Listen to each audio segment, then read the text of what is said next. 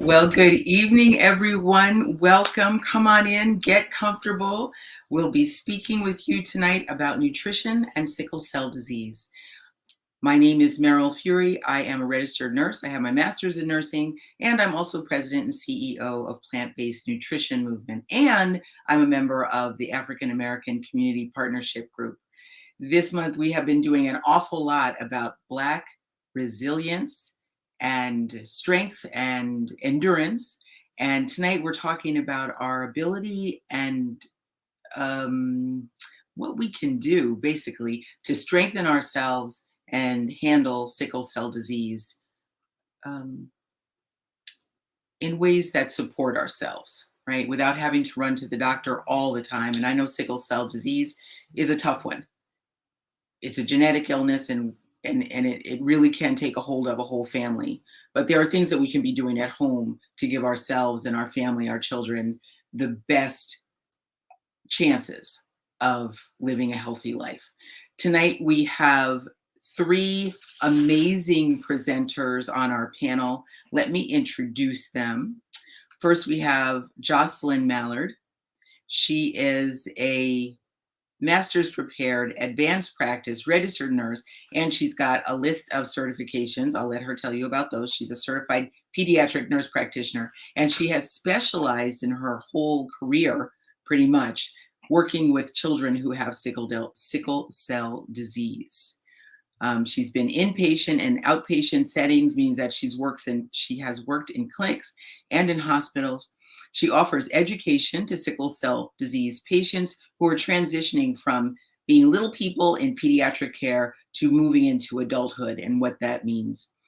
She has now retired as of last summer, but she can't put it down. She's still at it, and she's still working in Illinois. Next, we have Dr. Michelle Duran. She has her PhD in nursing. She's also an advanced practice registered nurse and a family nurse practitioner. She also has a string of credentials a mile long. She is a nurse practitioner, like I said. She's also an entrepreneur and an adult living with sickle cell disease herself. She is passionate about using food as medicine. She uses stress management techniques to help keep her crises at bay. And in fact, she's been exceptionally successful at leading a healthy life with sickle cell disease. She brings 15 years of experience to the panel. Next, we have Dr. Tara Cannon. She has her PhD in nursing, and she's a Food for Life instructor, which means she has specialized in learning about nutrition, healthy nutrition for managing illness. She is a former professor. She has her certification as a health coach, and she is the mom of a spunky little girl who is living with sickle cell disease. She's also an entrepreneur and brings her classes to the community, which we will tell you about a little bit later. She has been a nurse for 17 years and is bringing all that to this conversation tonight. One thing, let me get this in early. Jocelyn, I did not say how many years you have been a nurse. Please tell us. Oh, you're on mute. I'm sorry, I was on mute. I've been a nurse for 19 years. So yeah, this is between all of us, you got a lot of nursing years here, a lot of nursing experience. So let's get started with this conversation. We're going to start with some questions that are kind of directed at Jocelyn, because we need some basic background in what is sickle cell disease. Jocelyn, give us an overview of what exactly is sickle cell disease. Be more than happy to. And first off, I'd like to thank you, Meryl, for organizing this. This is a wonderful event, and I think our sickle cell patients do need as much information as they can possibly get. So again, thank you, and thank you to the African American Community Partnership Group. First off, what is sickle cell? Sickle cell is an inherited group of blood disorders that not only affect the red blood cells, but it also affects the vasculature, the blood vessel. So you get one gene from one parent, and you get your other gene from the other parent. So sickle cell is two genes. You can get a sickle cell gene from one of your parents, and you can get a sickle cell gene or another abnormal hemoglobin gene from the other parent. So essentially, what happens in sickle cell disease is you have to go with my props here.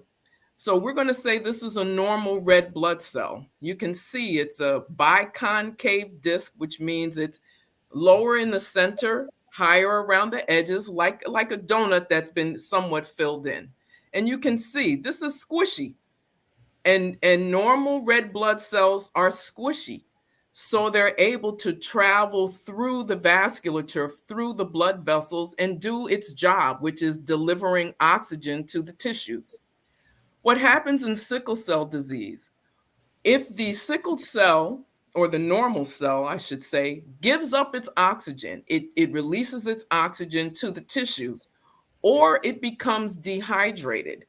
It goes from a squishy round cell like this to a sickled cell.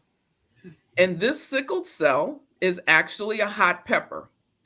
And the good thing about this hot pepper is it gives you a visual of sickle cell. So what happens inside this pepper when it's dry? The seeds are inside the pepper. With a sickled cell, it's very fragile. It doesn't change shape. It doesn't go back to a normal shape. And inside are all the things that would be inside of a normal cell. But sickle cells are very fragile and they're sticky. So they'll break apart, and the insides that's not supposed to be outside do go outside, or they can stick together and clump together and occlude the vessel, which means basically it makes a clot and it blocks off blood flow. That's essentially what happens. So if there's no blood flow, there's no oxygen delivery. And that's what happens in sickle cell. No blood flow, no oxygen delivery. What does that mean? It can cause excruciating pain, very severe pain. It can cause anemia, which thus the name sickle cell anemia. It can cause what's known as splenic sequestration, which basically means the blood goes into the spleen and it doesn't leave, it just stays there. So the spleen can get enlarged. It contributes to stroke. It can cause jaundice. Once these fragile cells break apart, what's inside goes out. Bilirubin is one of those things. There's so much bilirubin built up from the destruction of the sickle cells that the liver, which usually processes bilirubin, can't keep up. So the bilirubin builds up in the bloodstream, and you'll see it in the eyes. You can see it sometimes in the palms of the hand. You can see it in the gum area. It also contributes to end organ damage. So think about this. Anywhere blood flows can be affected by sickle cell disease. So where does blood flow? Blood flows everywhere, right? So that's why you'll have stroke. You can have problems with your eyes, your heart, lungs, kidneys, liver, spleen, bone. Anywhere blood flows, you can have a problem. So this just gives you an idea of the magnitude of damage that sickle cell disease can do. It also it contributes to premature death. I looked up just a few days ago because the average life expectancy for a patient with sickle cell disease for men and women has increased. It used to be in the mid 40s. Now they're estimating it's about 54. So 54 years of age, when the normal non sickle cell African American lives to about 79, and the average non-sickle cell African American male is about 73. So you can see where it really does greatly reduce life expectancy. And along with that, a decreased quality of life. One thing that we don't talk about often when we talk about sickle cell disease is mental health. it also contributes to our mental health. Why is that? When you are living with a chronic illness like sickle cell or any chronic illness, you can understand how depressed someone may be. Can you imagine waking up in the morning and not knowing if you're going to have pain that day? Not knowing if you're able to go to work that day, not knowing if you're able to care for your children, go to the grocery store. It can be quite disheartening. It really can. So we can understand why mental health is also affected. The different types of sickle cell, there are four primary or common types.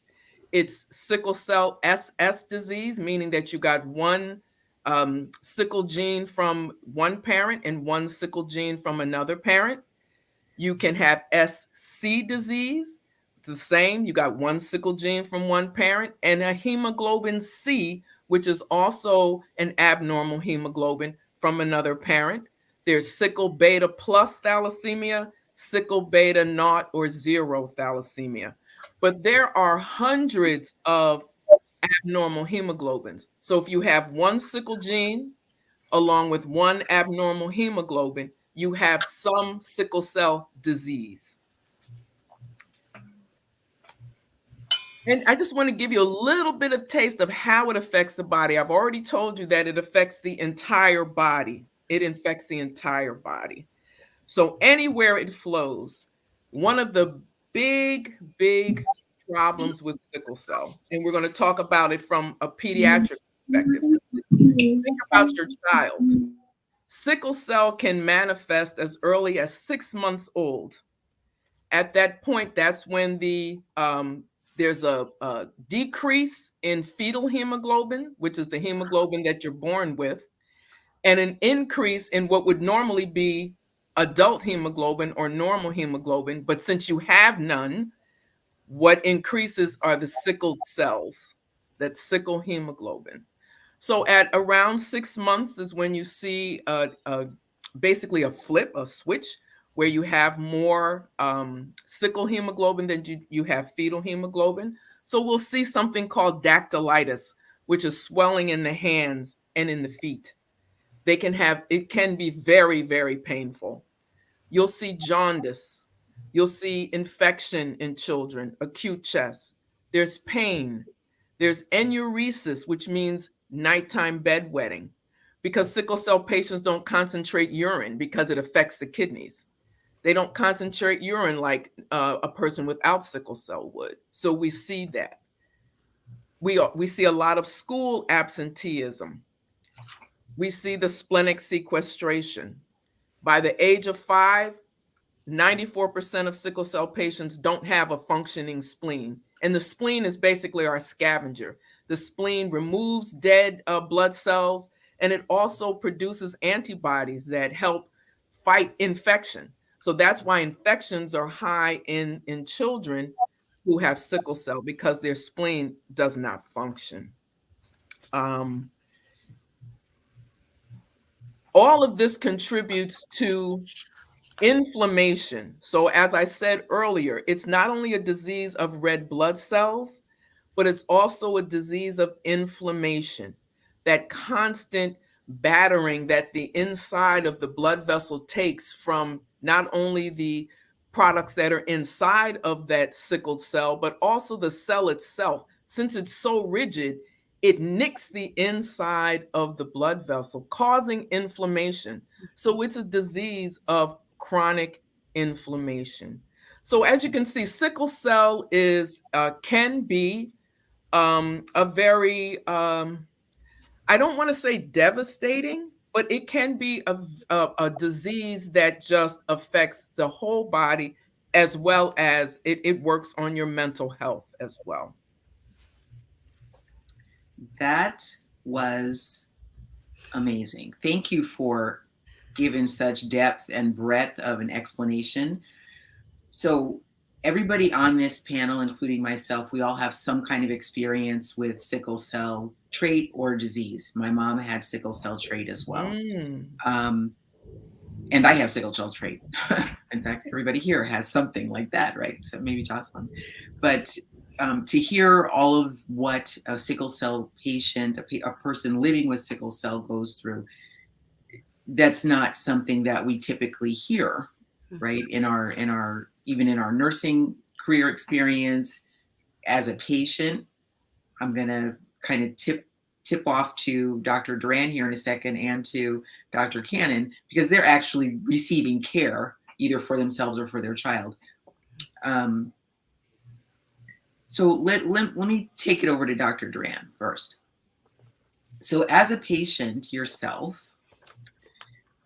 what has been your experience in living with sickle cell? What kind of explanations have you gotten about what the disease does, how it arises, what you should look out for, and the best ways to care for yourself? Thank you for that question, Meryl, and thank you again for inviting me to the panel. I'm so honored to be here and to be here with patients and caregivers and parents tonight. The breakdown that Jocelyn just gave of sickle cell disease was so comprehensive and it was so helpful.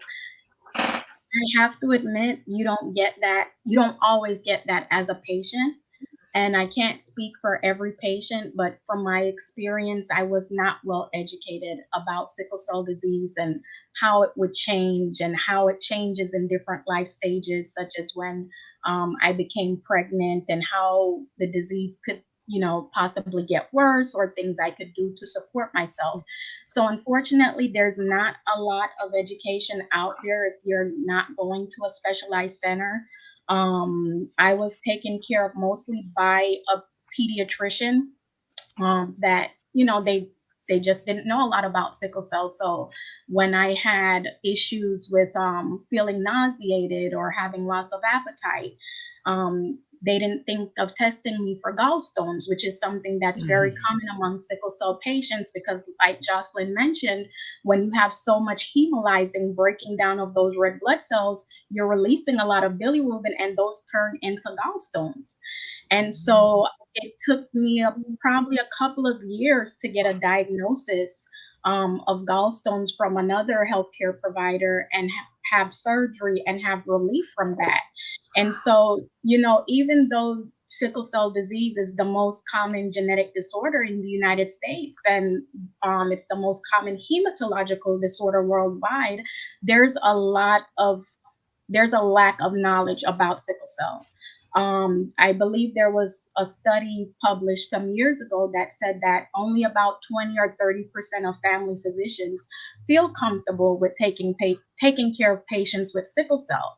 And so a lot of times when patients transition from pediatric care to adult care, you see a lot of gaps in their care because there's a lot of misunderstanding about what patients need or about the pathophysiology of sickle cell. So unfortunately, my experience has been one that of being a lifelong learner. I mean, it's a good thing because I like learning. But a lot of the things you're going to learn about sickle cell as a patient is you're probably going to have to do some of those things on your own. You're probably going to have to be proactive and come to events like this to get educated on sickle cell because it's just the knowledge of sickle cell is not where it should be in the medical or nursing community. And so I'm just so grateful that Jocelyn was able to paint that picture that this is a life-threatening disease. It's severe. And I know a lot of times living with sickle cell, you can't look at a person and tell they have sickle cell. It's an invisible disability. But even so, it's a very severe disability or condition. And it does need special attention. And we definitely, as patients, have to educate ourselves if we're going to be able to thrive with the condition. So don't expect that all of your education is going to come from the healthcare sector. You're going to have to do some digging on your own. That's excellent. And exactly why we're here tonight. Perfect. Thank you, Dr. Duran. Wonderful. Wonderful. I think another aspect of it is, and we're doing this in honor of Black History Month and our resilience as a race. It's one of those things where perhaps the larger society doesn't quite see the urgency of these conditions that predominantly affect people of color, right? It's just, and it's a thorny one. It's a difficult one, right? It's a genetic illness. And up until now, there have not been a whole lot of great treatments for genetic illnesses in general, right? But there is certainly more that we can do to keep ourselves healthy and strong. And that is where we're going next, for sure. That's what this whole thing is about, is how can we use nutrition specifically to really strengthen ourselves. And that's going to take some learning on our part. So take some, I want to say, like, self-responsibility, right? Learning about how best we can care for ourselves. I'm going to go to Dr. Cannon next, because she is the mom of a feisty little girl who is living with sickle cell disease too. Dr. Cannon, so good to see you. Thank you for having me, Meryl. My pleasure, totally. So tell me, or tell us in general, what has been your experience as you've taken your daughter, even now? I mean, your daughter's probably, I don't know, at least 30 years younger, maybe 25, 30 years younger than Dr. Duran. What is the experience now when you go into an appointment for sickle cell disease with your daughter? We've had pretty good experiences. I moved from the Chicagoland area, and now I'm in the North Carolina area. It has a lot to do with me being versed in the healthcare field myself, knowing where to go. That's helped out tremendously, making sure we see the specialist and not just a general pediatrician. So we did receive a lot of information. I know when we were in Chicago, they were like, go to the children's hospital and go immediately. There was just this sense of urgency. And I just remember my husband and I just being so fearful because it was new to us. But just like Dr. Duran said, just being that lifelong learner, doing the research, making sure we were informed. So now we're going to step into the nutrition realm a little bit, okay? You raising your daughter. Well, let me ask you, how are you raising your daughter food-wise, and what have you seen as the impact of your choices for food? We have her on a plant-based diet. She's been on a plant-based diet since birth. I went plant-based when I was 7 months pregnant with her, and she's 5 years old now. And how is she doing? She's doing well. She did have a pain episode a couple of weeks ago, and that was probably our first real incident. So that was new for us. But she's doing really well. Great. Perfect. And that is something you found by accident, or you read up and decided to go that route, or how did that come about? I was on YouTube like everybody else. And YouTube University? Yes. and I thought, oh, this is great. So I was pregnant and I brought home all these fruits and vegetables, and I told my husband, we should try this. And I just wanted a healthier pregnancy, but I had no idea that this was going to be profitable for my daughter and so helpful for her later. Like I had no idea what was being birthed. So. Right. Beautiful. Beautiful. All right, I'm going to go back to Jocelyn now. So Jocelyn, what's the value of healthy nutrition for someone with sickle cell disease? Actually, the value for anyone is outstanding. It's lifelong. Nutrition are our building blocks. But if you think about sickle cell disease, and from what I said earlier, sickle cell disease, basically what it does is, because your body is working so hard to circulate oxygen, it's working so hard to just keep you going, your metabolism has increased. Because of the damage that the sickled cells does to the body and the inflammation that it causes, nutrition is so vital. There was a study done in 2016 to look at sickle cell patients, children, and their nutritional deficiencies. So I want to just give you a few numbers. They followed 91 patients, pediatric patients who had sickle cell. 42% had nutritional deficiencies. Now they're on a SAD, okay, standard American diet, a SAD. I love the way that that acronym just it encompasses the whole thing, right? Right. 27% had at least one nutritional deficiency. What were they deficient in? Zinc, folic acid, vitamin D, vitamin A, B6. They were also deficient or weren't getting in enough calories.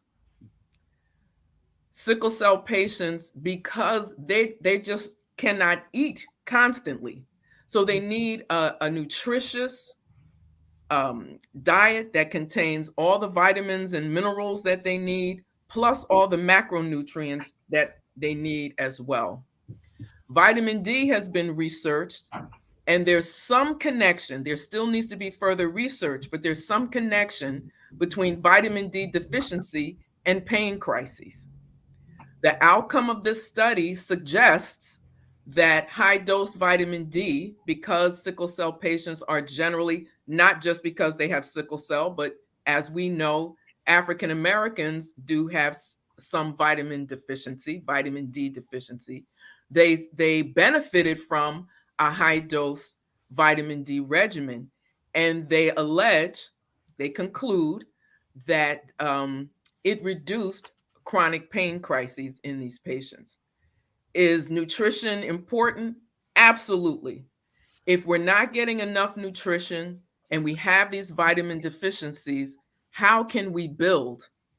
How can we replace what we've lost through just metabolism?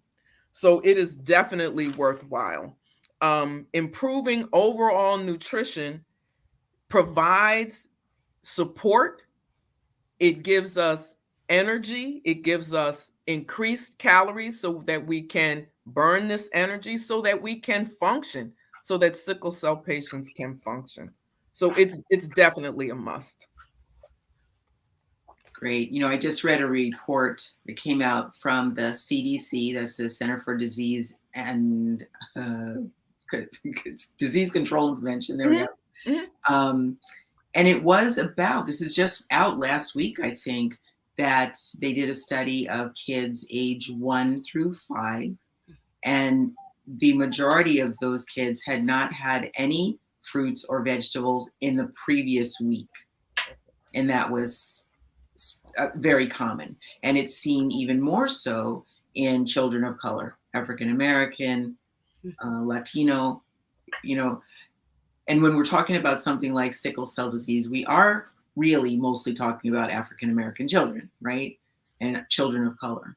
So knowing that so many of our children are not getting the vitamins and the minerals that you're talking about, right? The zinc and the B6 and the vitamin A, all that comes from fruits and vegetables, right? We do not really have to worry about protein because we get enough in this culture. We really do all the time. But what we do need to focus on is what you're saying, the fruits and vegetables where we're going to get those specific nutrients, and vitamin D would be something that would come from the sun if we would be able to get outside and get some sun. You can also take vitamin D supplements.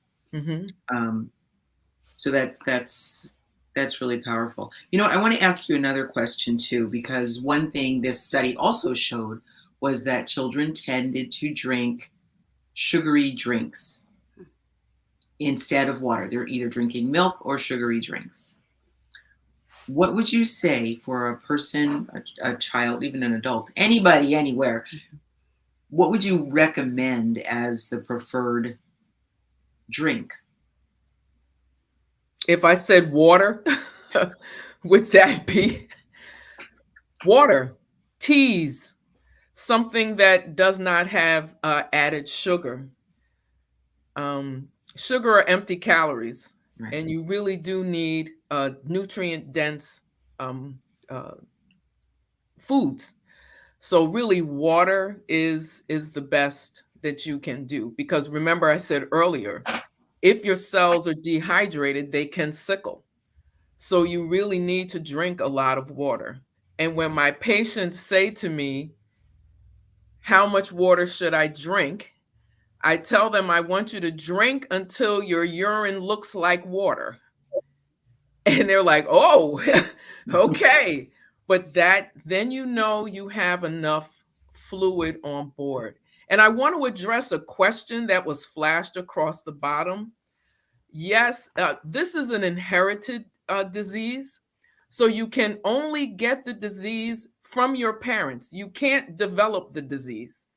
You can only get it from if your parents have sickle cell disease or trait. That's the only way you can get it. I don't know if that's a segue into trait, because I know, Meryl, you talked about everyone on the panel having something. I don't have anything. I do not have sickle cell. In fact, I'm probably very few, because 1 in 13 African Americans in the United States has the trait. So the trait is somewhat common among African Americans in the United States. Sickle cell trait is not disease. You cannot, let me say that again, you cannot develop sickle cell disease if you have the trait. The trait is, unfortunately, we've been told over the course of many years that the trait is a benign finding. The trait is not a benign finding. Generally speaking, people who have the trait do not have complications, generally speaking. But there are circumstances where sickle cell trait patients or people can have complications. When they're dehydrated, if they're doing extreme exercises, performing extreme exercises like a professional athlete, like someone in the military. If you, so I said dehydration, extreme exercise, those are primarily the two. Oh, increased altitude. If you're up in altitude, high altitude, like living in Denver, being in Denver, or scuba diving, changes the pressure, changes the oxygen saturation. What did I say about deoxygenation? When that oxygen leaves that cell, it will sickle. I want to give you 2 circumstances that happened over the course of the last, one is the last year. A young man who had sickle cell disease, a sickle cell trait, excuse me, football player, played in Denver, sickle cell trait. He developed a very rare cancer that can occur. It's rare, but it's more prevalent in African Americans who have sickle cell trait. He had renal medullary carcinoma. He died. He was 31 years old. There's a gentleman who played professional football as well, Ryan Clark. He was a defensive back for Pittsburgh Steelers. I'm a football fan. Defensive back, Pittsburgh Steelers, went to Denver to play. Had this intense abdominal pain, could not figure out what it was. He didn't play the entire game. He made it back to Pittsburgh. He was ill, fever, pain, went to the hospital. They found out that he had an enlarged spleen. They ended up having to do a splenectomy and found out he had sickle cell trait. So it's not a benign disease. You don't have to worry. But if you have blood in your urine, if you have an accident in your eye, if you are a diabetic and you go and have an A1C performed, some labs use an A1C test that the sickle cell trait will influence. So if you are suspected of having diabetes, you need to tell your doctor that you have the trait so they can perform the appropriate tests on you. So trait is not benign. I don't want everyone to be upset. Oh my gosh, I have trait and let me run out. No. As I said, in extreme situations, it can happen. Complications can occur. Thank you for that, Jocelyn. I know my mom had sickle cell trait and she definitely had complications. So yeah, thanks for sharing that. Okay, I'm going to jump back to Dr. Cannon, and then we're going to go to Dr. Duran. And maybe the two of you might be able to to have a little conversation about this one.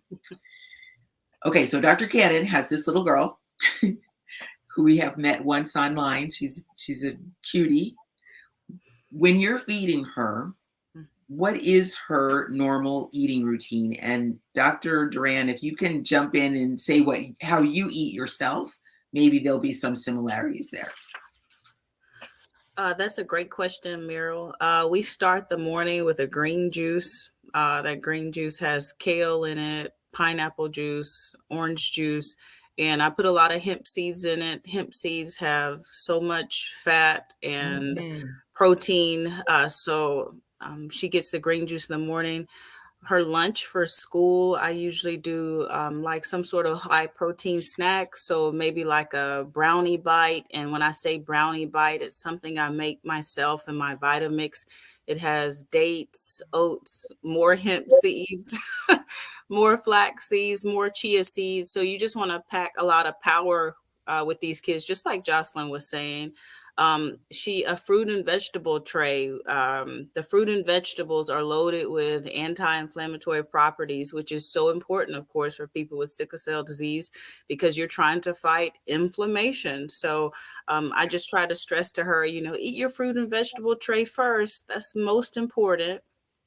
And then she will usually have some sort of starch or something in her lunch. One thing that I'm having to stress to the teachers, or I have stressed to the teachers, is I really don't need anyone offering her other snacks. I need her to eat what's in her lunchbox, so I will know what she's had at the end of the day, because that gives me a great indicator of how she's doing overall. And then for dinner, we usually have a very high carb meal, so we can all sleep well. But again, I'm packing a lot of power in her food.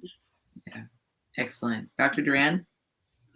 Yeah, so I would say something similar to Dr. Cannon. Definitely packing a lot of power in your food is important with sickle cell, just because our appetites are not the best. The chronic inflammation usually causes us to lose appetite, and even living with sickle cell on a daily basis and the chronic fatigue can be a barrier to being able to prepare healthy meals. So I like to start off the morning with a higher protein breakfast. And I usually do like an avocado toast because it uses very few ingredients. It's simple to make and it doesn't take a lot of energy. I put hemp hearts on top of that because, like Dr. Cannon said, omega-3 and omega-6 polyunsaturated fatty acids are very important in the anti-inflammatory process. So it actually gets to the root cause of treating the sickle cell and the inflammation. And I may also top that with some tomatoes or some cherry tomatoes. And then by the afternoon, I'm eating a snack with my son. I think I told a story in one of the meetings, our preparation meetings, that I actually felt pressured about snack time when my son came from preschool because, he wants all the sugary stuff. And I had to tell him, no, that is not real foods. We are eating real foods in this house. Yeah. And so now he asks me, oh, is this a real food? So he loves like apple nachos. And that's a way to get a lot of calories in. And basically what that is just cutting up any type of apple, red or green apple, and having some nut butter on it. You can place regular nuts. You can put some dried fruit on it. And that is calorie packed, that is protein packed, and it's all whole foods. So you don't have to worry about, your child having this sugar rush afterwards. They've gotten something nutritious and they've gotten some real food. So by the afternoon, I'm doing that. And then lunch or dinner, maybe just a simple grain bowl tonight. We had some brown rice and black beans and corn. My husband added some salsa on top of his. You can add some avocado in that. And again, it's all anti-inflammatory foods. They have a lot of nutrients where people with sickle cell are lacking because, like Jocelyn said, our metabolism is 1 to 4 times that of a normal person because we're always reproducing red blood cells. A normal blood cell lives in the body for about 120 days. When you have sickle cell, your red blood cells live about 10 to 20 days. And so you're always losing those essential nutrients. And so eating that plant-based diet really helps to set the foundation to replace that. And so I would just urge people with sickle cell, that it's not hard to eat plant-based and that it can actually be easier to prepare some of these meals. Yeah. It's not 2 to 3 hours to make a grain bowl. It could be less than an hour of just throwing some things around in your pantry into your bowl, and you have something that's filling and that's actually going to help with your sickle cell, because there are some research studies showing that there are certain plant-based foods that are anti-sickling. So they will even help to prevent crisis, like black beans. Black beans are one of those foods. Kiwis are another one of those foods. Broccoli is another one of those foods. So if you're eating plant-based, you're actually protecting yourself from crisis and giving yourself the energy that you need, especially with the chronic fatigue we live with. Mm-hmm. I hadn't heard that about black beans, Dr. Duran, but that's certainly comforting because we keep a lot of those here. So that's good to hear. And my daughter actually loves black beans, but I didn't know that about the anti-sickling properties. Yeah, that is pretty amazing. One of the things that as a group, I have to say, working with these three ladies over these last couple months has been just such a gift and a joy. I've never had a work relationship like this before. I can honestly say I have deep respect and I really just love these ladies. And what we are all talking about tonight is using food as medicine. It's food as medicine. Regardless of what your belief system is, some people are Bible-based, some people are spiritually oriented, some people are, believing in Islam, whatever your orientation is it does not matter. The way the world is set up is that plants, fruits, vegetables, whole grains, beans, mushrooms, seeds, nuts provide us with food that will help heal. That is what that does.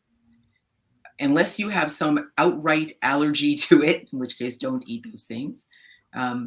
Those plant-based foods or all plant whole foods are healing. They have healing properties. They have all of the fiber. They have the nutrients. They have everything that we need pretty much, right? The other thing is that those other things that we think of as food very often, like, okay, it's quick and easy. I can drive through the McDonald's drive-through and get something to fill a belly, right? Or I can go into the grocery store in the checkout lane and get every processed food known to humans, right? I can get everything from chocolate. I can get candy. I can get Twinkies. I can get Twizzlers. I can get anything, right? Any store you go into.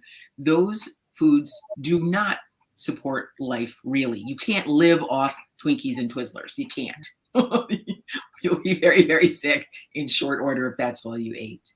Those foods also cause inflammation. Mm-hmm. So when we feed those foods to our children, regardless of their health conditions, we are not doing them any favors. I'm going to say that again. When we feed those foods to our children, it actually causes them problems. It does not give them the nutrients they need. It does not give them the fiber, the vitamins, or anything, the healthy fats, the right kind of carbohydrates. It doesn't. So what we're talking about tonight is doing our best to feed our children and feed ourselves, be the example, so that we really support their health and their longevity. That's what we're talking about. Living a healthy lifespan, or what now is called a health span, keeping it healthy for as long as possible. And in cases where people have sickle cell disease or trait, and any other time for that matter, it just really is the best way that you can, how I say, stack the deck in your favor. There's no guarantees ever, but we have to do what we can to keep ourselves as healthy as we can for as long as we can, right? Mm-hmm. Okay, I'm done preaching about that. Okay. Let me ask, I have a list of questions here I'm looking at. That's what I'm looking at. Okay, Dr. Cannon. So your little one is at school and you want to give her the most nutritious foods possible. But I know a lot of schools now are, you can't have any kind of nuts in the schools, and there's certain other restrictions they have and requirements. How do you manage that with your daughter? That's when we usually break out the tofu and the oats. And the tofu, I can ground that up and make like a sauce out of it or a dip. And so I know that if she's dipping this sauce that I make, it's in my cookbook online. If she dips her corn tortilla chips in this sauce, she's getting lots of protein and lots of fat. The thing with the oats that I mentioned earlier, if you combine the oats with dates and raisins, and dates are such a powerful energy source, full of protein, plenty of calories, lots of fiber. You can ground that up in little balls and even add cocoa powder and make it chocolate flavored, and that holds really well. So those are some ideas for a peanut-free facility. So we are making lots of things here. Excellent, excellent. You know what? I want to say this too before I forget. These lovely ladies have created some wonderful takeaways for anybody watching. Dr. Duran created a little cookbook, which we will have a link to, and Dr. Cannon is offering a cooking class that's going to be focused on snacks for children. So we'll have those links more toward the end.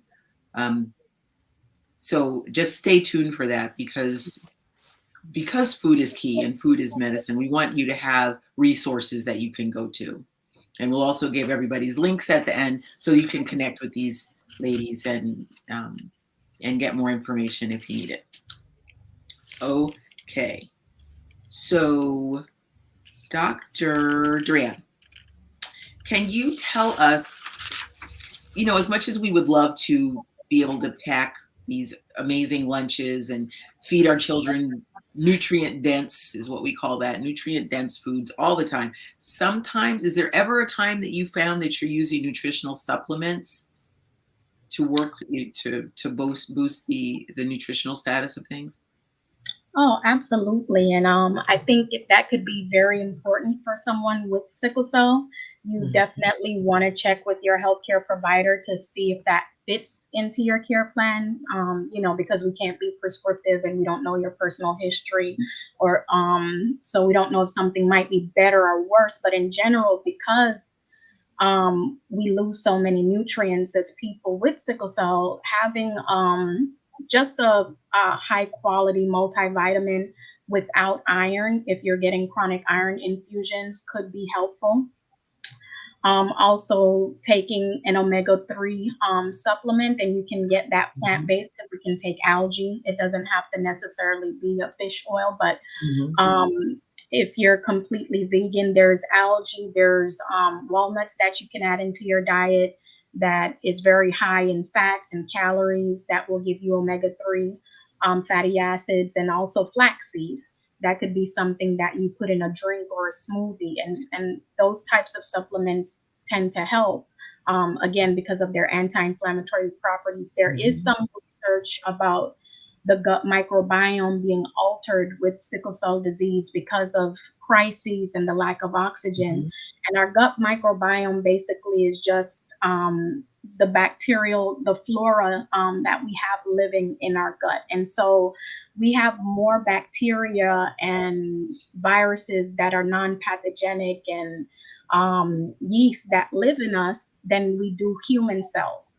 And basically they have metabolic functions in the body, and they protect the body in terms of immunity as well. And so with people with sickle cell, because that can be altered, a probiotic supplement may help. And the gut bacteria in our gut feed on solely fiber. And so if you're eating a whole foods plant-based diet, that's going to help to replenish your gut microbiota and support it. And so those types of supplements could be helpful as well, pre and probiotics. And then, wherever you have a shortfall of nutrients, magnesium or zinc, that could be helpful. I can tell you as a patient with sickle cell, and I'm an adult, so I just want to be very careful, that people with children with sickle cell don't automatically use these recommendations, because what we do as adults and children are very different. But I take like a magnesium supplement every night, and that's helpful for sleep, to support sleep. And a lot of people with sickle cell do have problems with sleep, but it's also replacing those lost nutrients for the magnesium that can be helpful in improving the disease. Using things like or incorporating coconut water into your diet could be very helpful, because it has a lot of electrolytes. And, you know, using certain meals as a meal replacement, making a smoothie meal replacement. I know a lot of us like smoothies, but there is a way to make smoothies into a meal replacement if you add additional fats and protein. So adding just hemp hearts and a quarter cup, or even just 2 or 3 tablespoons of nuts can actually make that into a whole meal. You'll have a smoothie that's probably 500 plus calories. And so it's very easy just to turn simple things like that into a meal replacement or into a supplement. Great. Can I ask a question?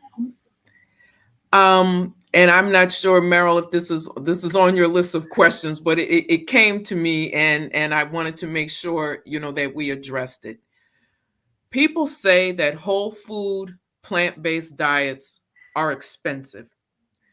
You talked about using hemp hearts. You talked about flaxseed. You talked about chia. I know I use that. Could you just, either one of you or all 3 of you, because I'm now asking you this question, Ms. Fury. Could you please address that? Because I don't want people to walk away thinking, oh my gosh, I've got to spend all this money to buy these ingredients when I'm living on a budget. Right. So could you please just address that? Just talk about some of the options, or is it that expensive? You know, you buy a bag of flaxseed, does it last a month? You know, so I'm just, if you could just take a moment and address that. That's a great question. Thanks for bringing that up, Jocelyn.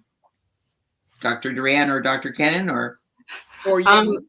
That is a great question, Jocelyn. The flaxseed that I purchased, I don't know if there's an Aldi near where you guys are, but the flaxseed usually runs me about $4.99, and the chia seeds about the same.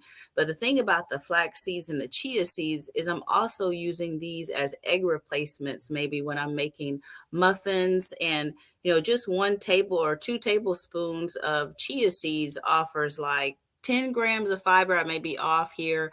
Like 8 grams of protein, 150 calories. So it's not like you're using up the entire bag every day. So it does last a while.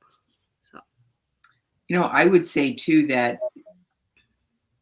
what you're not spending your money on, like eggs right now. I haven't bought eggs in a long time, but I hear they were like $7 a dozen or something not long ago, just really crazy. So we're not spending money on those types of foods: cheese, milk, cow's milk, eggs, beef, chicken, fish, those type of things we're not spending money on. So where you're actually shifting your grocery dollars is what you're doing, right? It's not in addition to, it's instead of, in a way. Now, there are certainly many cultures in Africa, right, where sickle cell disease is still an issue there as well, right? People there do eat meat, but it's in small portions. It's, you know, as a condiment more than a slab of a quarter pounder or a half pound of beef or something at a time. So you can also increase as much as possible your fruit and vegetable intake and your whole grain and your beans. Just keep adding more to your plate. And as you add more, the amount of meat that you eat will decrease, and so will the amount of money that you spend on it. I would also add that the long-term benefit of really eating what we call a nutritious, nutrient-dense, plant-rich diet, the long-term benefits are proven by research, right? It's the only diet that's known to stop or reverse or prevent heart disease, high blood pressure, diabetes, and now 13 different types of cancer. So along with the benefits for people living with sickle cell disease, there are also benefits in other systems of the body. Very, very powerful. And I can share my grocery budget. First of all, I have a 7-year-old and my 5-year-old, and of course, my husband and me. We do pretty good with about $200 a week, and that's being generous. I mean, I can make it if I try really hard on 150, but we're spending about $200 a week on groceries, and that's being plant-based. I do go to the store a couple of times a week just to keep us stocked up on the fresh fruits and veggies. Mhm. Dr. Duran, did you have anything you wanted to add? Well, definitely, I'm economically conscious about how much money I'm spending at the grocery store as well. So a lot of these products I buy at Costco, I can buy a bag of hemp hearts, a bag of pecans or walnuts, and maybe it's $10 a bag, but it lasts for a while because the serving size Yeah, isn't that big. yeah, If you're using flaxseed, I think the recommendation is just 1 tablespoon a day. And so you can have a bag that lasts for a while. And I mean, when you're thinking about a grocery bill and you're buying, like you said, the cheese and the meat, and you can easily go past $200 a yeah, week. you can. Absolutely I can. remember, when I was just learning about nutrition, and, there are so many different sources on nutrition and dietary theories. And so there was this recommendation that I read about, oh, if you're eating meat, to do, grass fed, grass finished, and, um, all of these different recommendations. So I went to Whole Foods, and I think well, I won't say the number because I don't want anybody to jump out their seats, but it was more than double the $200 Dr. Cannon spent. And I was so upset. I said, I would not ever do this again. And, thank goodness I learned about plant-based nutrition and the effects of a plant-based diet, because it really wasn't necessary, and all the things they were saying wasn't true. Even if you're eating beef or meat that is organic or grass-fed and Yeah, grass-finished, it's still inflammatory. yeah, Animal products can still be Mm-hmm. inflammatory. Mm-hmm. So it doesn't matter, if they're saying this is a better quality, and it's much more expensive. It's out of reach for a Mm-hmm. lot of people. You mm, can survive on a bag of brown rice and beans yes, and corn, and it's Oh, much more economical absolutely. than getting a T-bone steak or a sirloin steak, or, this diet is much more economical than hmm, eating the standard American diet. So Absolutely. Do yeah, you guys use canned beans?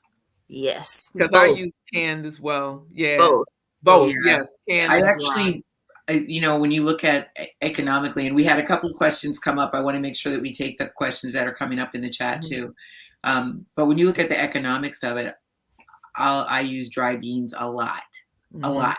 It's, let's say $1.49 at the high end that's true. for, I don't know, what is that, a 1 pound bag or 1 a 2 pound. pound, 1 pound 1 bag, pound. right? Mhm. And that'll make you like 7 cups. I just calculated the other day, like 7 cups cooked. That's a whole lot of beans, right? A lot of beans. Mix that with rice, put in your herbs and your spices and your garlic and your onions, and that's a lot of good eating. At my house, we do it Yeah. every week, all the time.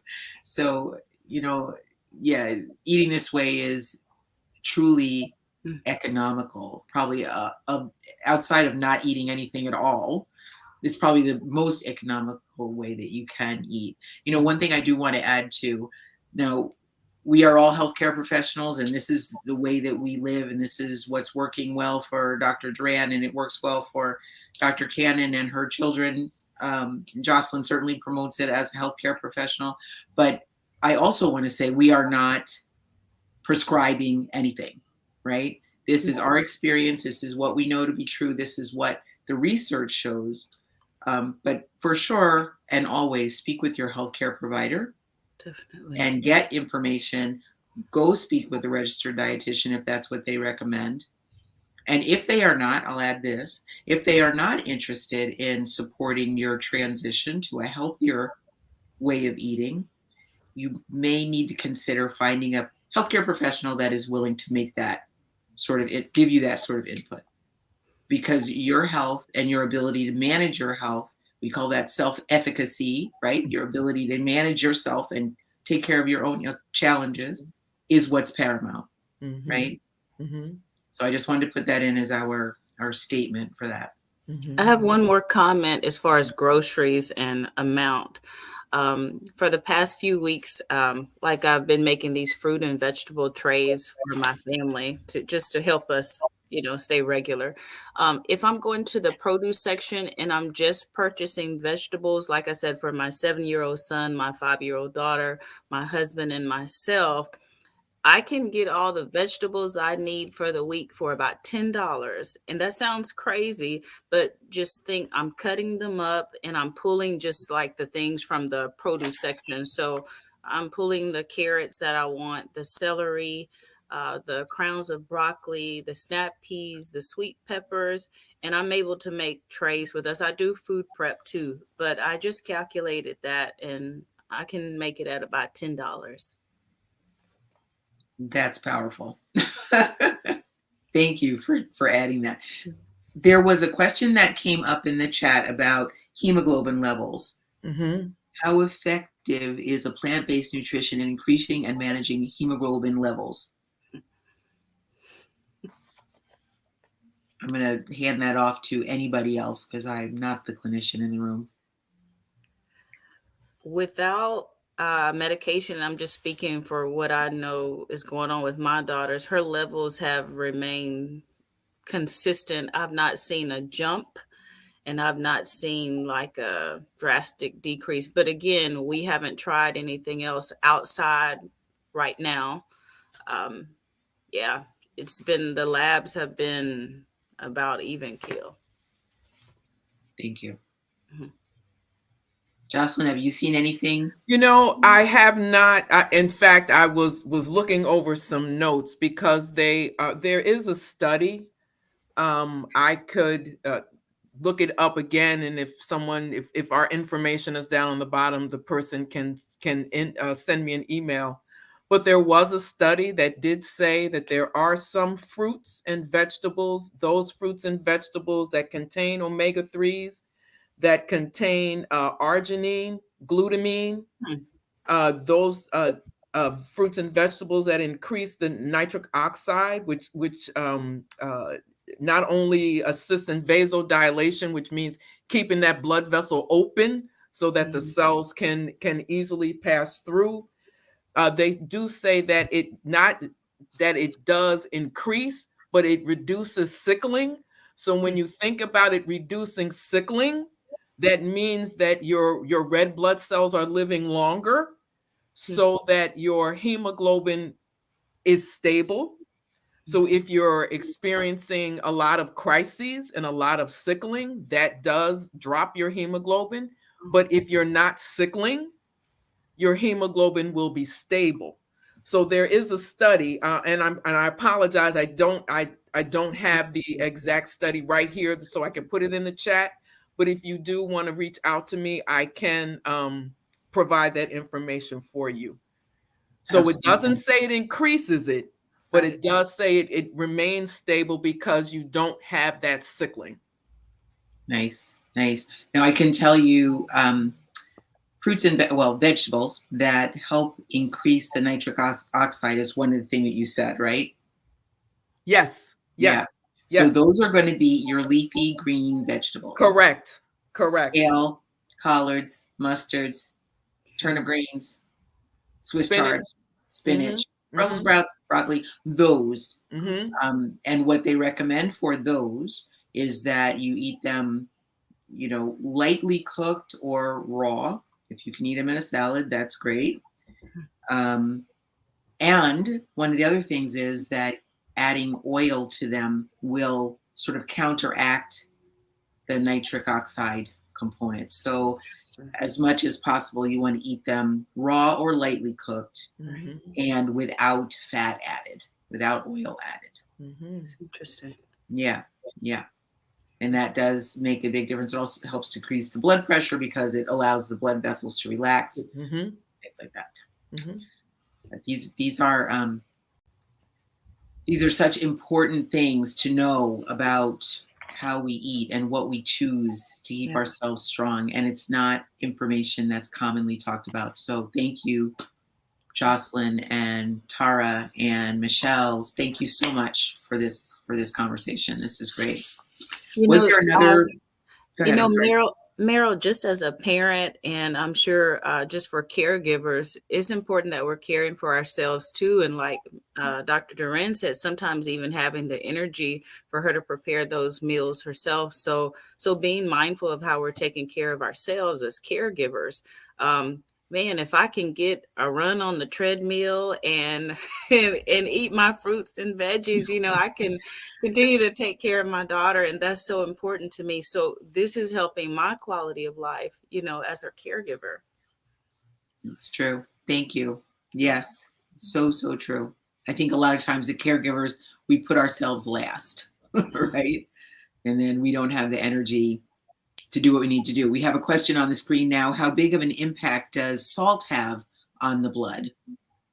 Jocelyn, can you take that one? Well, I want to add, do they mean added salt, or they mean the salt that naturally occurs in food, the sodium? I'm going to go with added salt. So with added salt, what effect does it have on blood?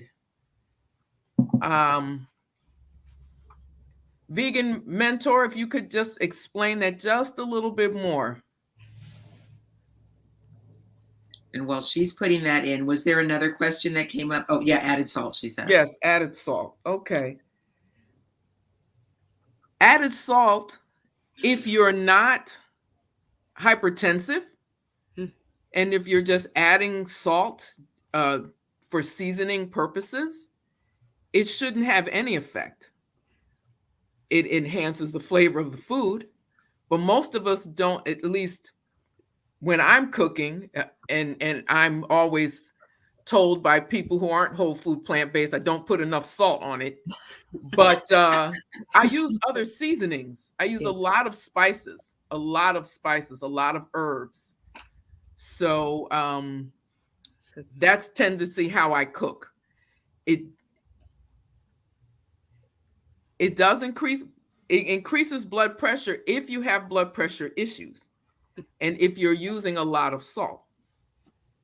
If you don't have blood pressure issues, it won't increase your blood pressure.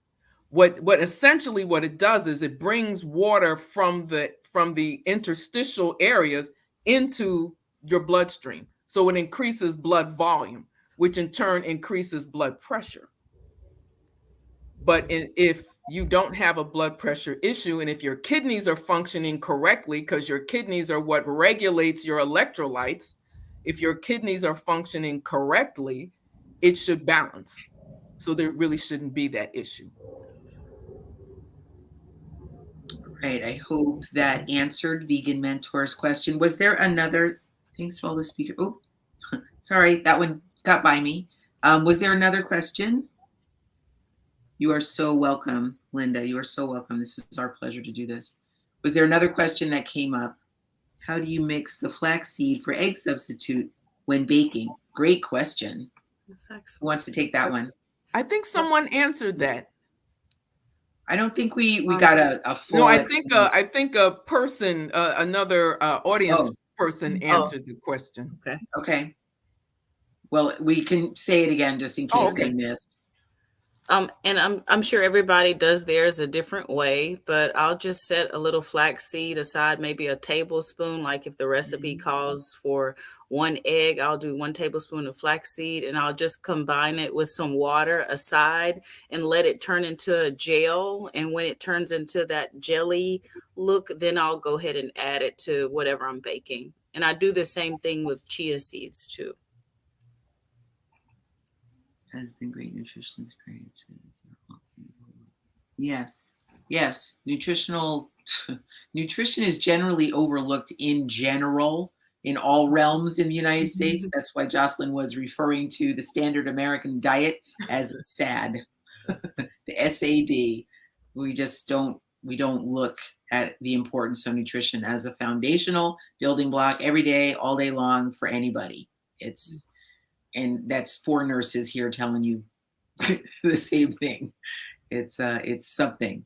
Let's see. Can you guys share your recipes on the website? We have something for you. So Dr. Duran put together a recipe book. Oh, well, okay, we'll go with this one first. That's good. We have our behind the scenes producer, Bridget. She's right on top of it, anticipating what I'm thinking. This is an offer for a class for children to learn about healthy, plant-based, whole food snacks. This one will be put on by Dr. Tara Cannon, and it is a Food for Life class, which means it is backed by the Physicians Committee for Responsible Medicine. It is all based on evidence and research that support the use of this whole food diet as the most nutritious approach, regardless of your age or stage of life. This one is about children, so please take a picture of this screen. If you can get a picture, that's great. And please contact Dr. Cannon at her contact. You know, and Dr. Cannon, say what is the contact link, please. Sure. You can contact me at Tara Cannon Tara Cannon LLC at outlook.com. You can also visit my website, www.taracannonllc.com, and go on the tab upcoming classes, and you can see that same information. But please reach out and email me or text 312-952-2453. Who you are and that you want to sign up for the class, and then I will send out the Zoom link once I have an email or contact info from you. Great, perfect. And the other one is Dr. Duran put together a recipe book. Now I think we have a link for that.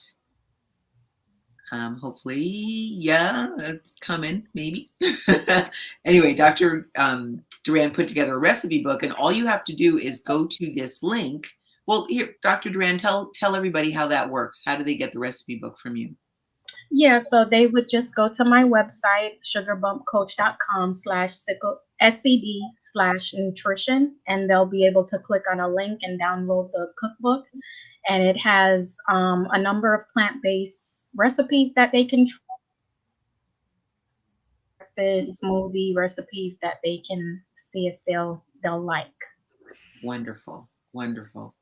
And Jocelyn, we had a request. We need to make sure we have your contact information. Can you tell us what is your email address?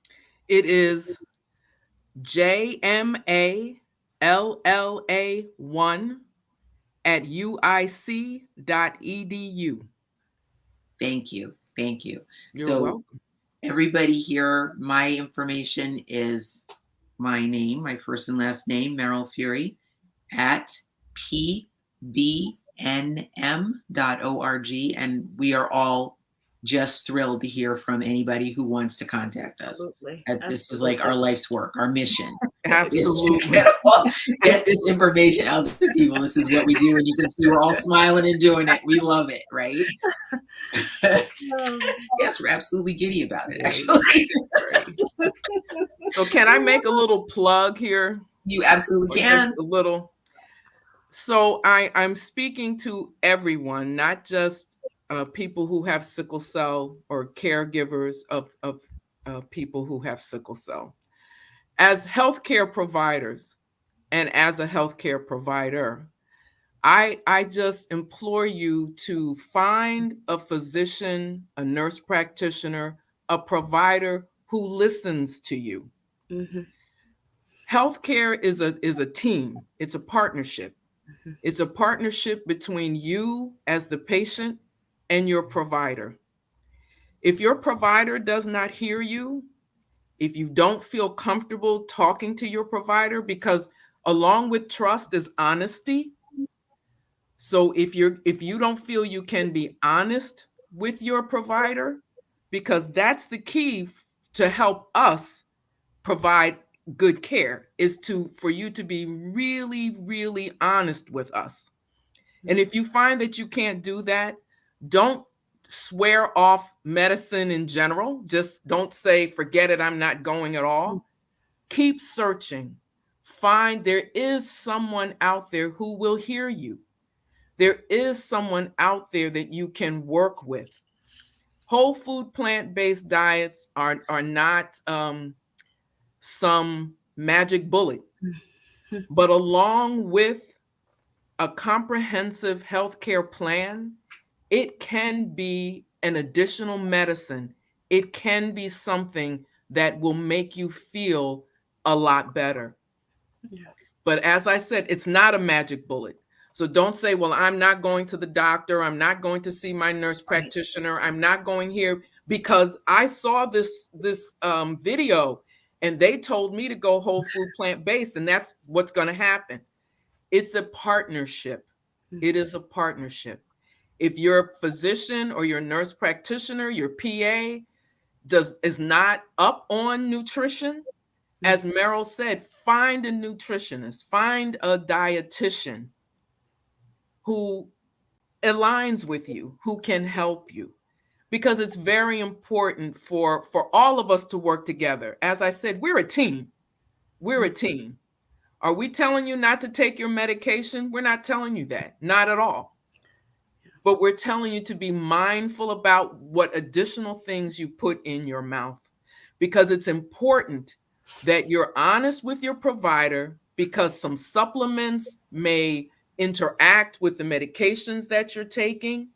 Some of the foods that you take may interact with the medications that you're taking.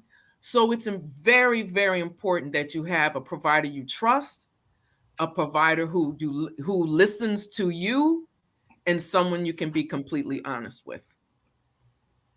Yeah.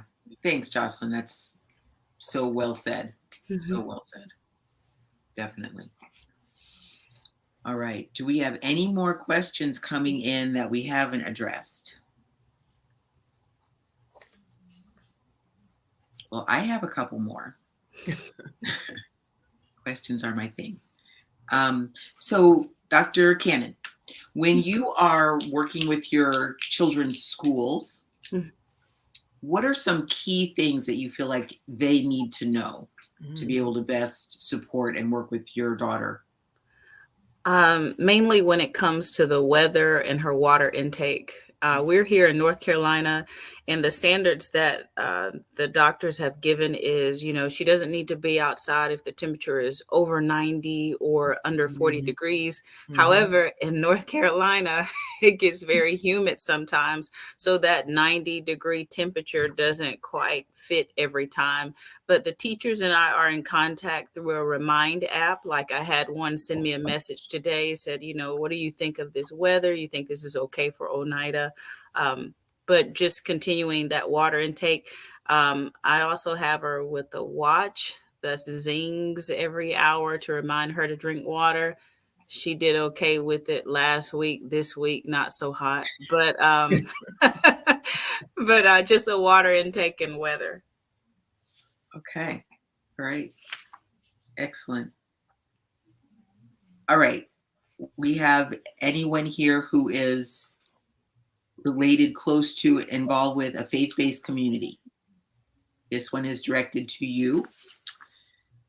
How do you handle outings like at church or picnics, events like that, where maybe the food choices are not aligning with what you would normally eat? I'll take this one, just and whoever else wants to answer afterward, of course, by all means. A lot of times churches do, those potluck events. I try to participate and be a part, but lately I'm finding out that I just have to prepare things for my family and bring them. Sometimes I'll do one vegan dish and, so everyone can enjoy it. But lately we have just been bringing our own food to events. It's just too risky. Yeah. And even with my kids, like maybe if a church is doing like a sweet treat night, that means, I'll bake some cookies beforehand and send my kids with them. Mm-hmm. But it's just not worked out well because some people's idea about is it vegan or is it vegetarian, and there's just too much of a knowledge deficit for me to, entrust other people to prepare our food. So Yeah. Thank you. Anybody else have thoughts on that? I second what she said. Yeah, I just bring my own. Just that simple. Dr. Duran? I'll chime in on that as well because, well, I go to a church and I guess they have a big vegan community, but a lot of the events that we host are not necessarily vegan.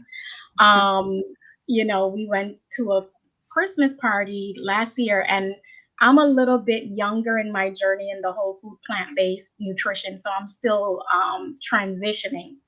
It's so funny because I went to the doctor with my husband yesterday, and I specifically picked this doctor because she was certified as an ACLM physician, American College of Lifestyle Medicine, and she's a vegan, and so I wanted to be held accountable.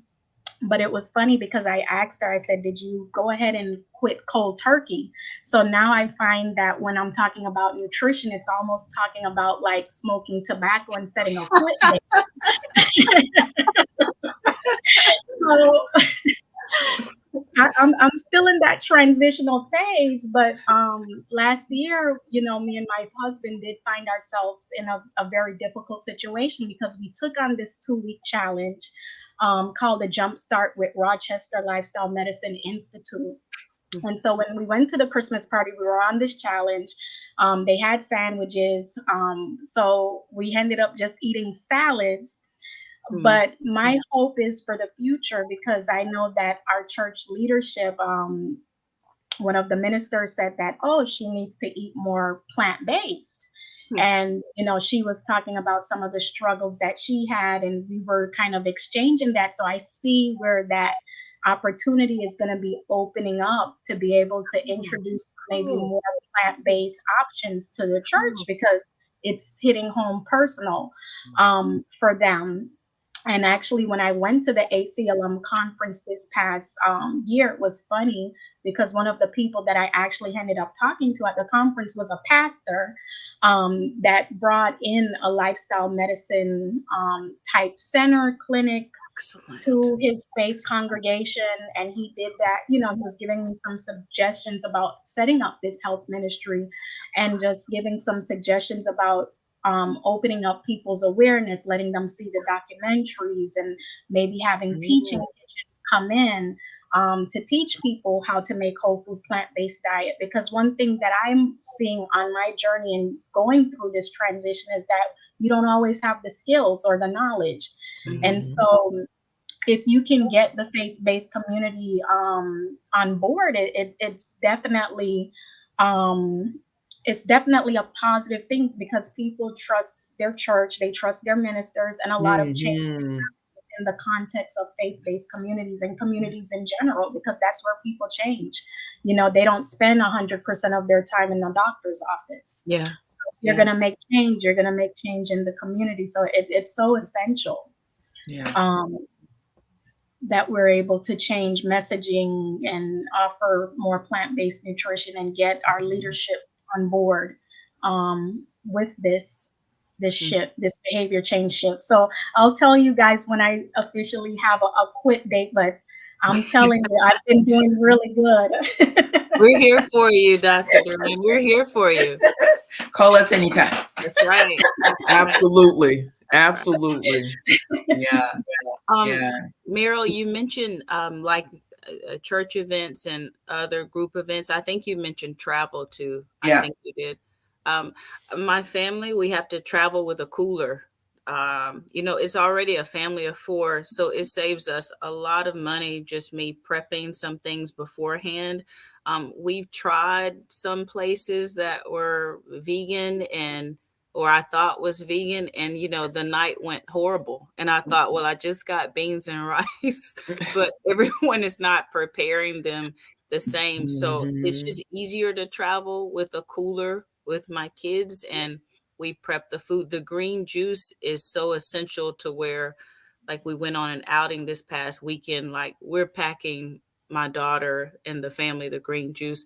I've noticed, like, one day maybe I didn't give it to her. I don't know what happened. And she complained of pain. And I said, well, I'll try it, I'll try a day with it. And so I went back and forth a few times. And that's just my own experiment. Right. But she definitely does not complain of pain like when she has the green juice, as if she didn't do on other days. So it's something I have to make. Like, if I run out of kale and the grocery store is open at 6 a.m., I've got to go get it because I want her to do well. That green juice is so important. Right. And it's like the epitome of food is medicine, right? Yeah. Mhm. That is it working, and she's telling you it's working. Yeah. Yeah, so beautiful. Mhm. One other thing, I'm going to go back to the faith-based communities. One thing that I have seen, and I'm actually not connected to a church, so I'm going to put that out there right up front. But one thing that I have seen when I've gone to, say, funerals, Mm. and you have the repast after, right? The gathering and the sharing of fellowship Mhm. in memory of the person that's passed away. And a lot of times, in fact, the number one killer in the United States is heart disease, right? It has been for the last 100 years, followed these days, I think, by cancer. And what you'll see at these gatherings after a death, after the funeral, where the person may have died of heart disease because it is the number one killer, they are serving the same foods that probably contributed to the person's death. And my one personal example, most recently, I had a niece. She passed away a year ago. And at her funeral, they served just food that she did, I'm sure, enjoy eating, but it was all kinds of stuff that was known to cause heart disease or contribute to heart disease. The only good news is that it was a funeral done online, right? So there were some Mm. people present, and there were those like me. I'm 1,000 miles away. She's in Florida. That's where the funeral was, and I'm in Wisconsin, which I'm really grateful for, because had I been there in person, I don't know how I would have behaved. I might have gone off or said something, or would have had to leave, because it hurts so badly Mm. to know what we know, and to have studied the way we study, and to see the deep connection between nutrition and longevity and health and remission and reversal of chronic Mhm. illness. And Mhm. then to see one of my favorite nieces ever, I love that girl. Mm. And to see people celebrating her life, eating the same things that had killed her. So that's just something to keep in mind as we learn more about nutrition, and as you become more adept at being out and about with people, eating in a way that is not the typical standard American diet. It's hard to unsee the things that you see, and gradually, hopefully, and actually, African Americans are the how can I say that, the group, the ethnic group, the race most likely to take on a whole food plant-based diet or being vegan. African Americans move it along. We are at the forefront of that. But there's still a lot of work for us to do. And I'll go back to the conversation we were having about the cost of food. When we have large groups of us living in food deserts, and it's a challenge to get healthy food, that takes on a whole nother level of commitment when we're in those kind of situations. Now, I've got to say, we have had a lovely evening. We are already basically at our time up mark. We're at 7:30 already. We're at an hour and 30 minutes. Is there any last thing you'd like to say? I know for sure we want to have everybody say how people can get a hold of you. I'm putting your links in the chat and your contact information in the chat. But is there any last comments from each of you so we can be respectful of the time here? About Dr. Cannon, you first. I just want to encourage those parents or caregivers for those who are caring for people with sickle cell disease. Just be encouraged as you're looking to transition to a whole food plant-based diet or try it. Don't think that this is something that's totally outside of your ability or skill. I'm sure you've shown yourself to have accomplishments and successes in the past. Don't think that this is beyond you. You can do this. Thanks, Tara. Mhm. Dr. Duran. So I'll just add on to what Dr. Cannon said. This is a journey, not a sprint. And so, this is a transformational life change. And it's not a fad diet. I had my speculations many years ago when I was hearing about the whole food plant-based diet and the movement and my questions, but reviewing the research, we know that the effectiveness is there to definitely modify a number of different diseases. And, I'm right there with you in the journey. And so, just adding one plant-based meal a week, or adding a plant-based snack, or any little thing that you can do to improve your health on a weekly basis is going to help you make that transition long term. So I just want to encourage you, like Dr. Cannon said, this is not out of reach, especially for our community, because like Meryl mentioned, we have taken this movement and moved it forward. Even when you look at food history, our culture was predominantly plant-based. It wasn't until, being migrated into the United States and having to eat slave food or scraps that our diet started to change as we acculturated to the dominant culture. Our roots are set in a plant-based diet. So just take every day and be encouraged at one little thing that you can do each day to be healthier. Thanks so much, Dr. Duran. Jocelyn? I don't know what else I can add. I believe they said it all. I just want to say from a person who does not have sickle cell, does not have the trait, I don't want anyone who's here tonight to think that we're just addressing people with sickle cell. We're addressing everyone who is here because the potential for illness is there for all of us. And if there's anything that we can do to help ourselves get better or to improve, then we should take that step. I just want to say thank you to the three of you. It has been I can't even tell you how wonderful this has been to be with such accomplished women talking about a subject that I'm very passionate about. It has been a pleasure to know that others share this same passion. So thank you so much. You are so welcome. With that, we're going to wrap it up. Remember to go check Dr. Duran's link to get that cookbook. I'm sure that is going to be great. I will be getting my own copy of that too. Please go to Dr. Tara Cannon's website and check out the cooking class for kids snacks. There it is. I will be going there too. And Jocelyn, we have all of her contact information as well as links to national and local sickle cell disease organizations. My name is Meryl Fury. Thank you all so much for being with us tonight. This has been a blessing. We will see you next time. Good night. Good night.